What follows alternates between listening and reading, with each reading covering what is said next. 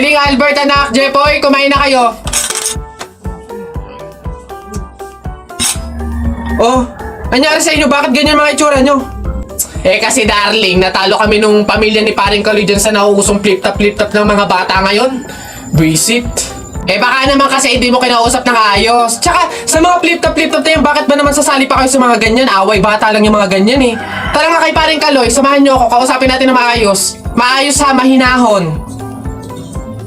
Paring Kaloy? Paring Kaloy? Sino yun?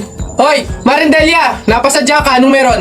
Ayun nga paring Kaloy, yung asawa at anak ko, medyo inis nga sa inyo, gawa ng natalo nyo daw sa flip-top na yan. Oo. Eh wala naman problema sa akin kung talagang mayayabang kayo, wala naman problema kung natalo nyo sila sa flip-top na yan. Pero ang sa akin lang naman away bata yung mga yan, malalaki na tayo, wag na tayong makisali pa. No, sige paring Kaloy, una na kami, salamat, sige. Dog ka lang, dog, nakita ko yung tatay mo tinutuli sa ilog na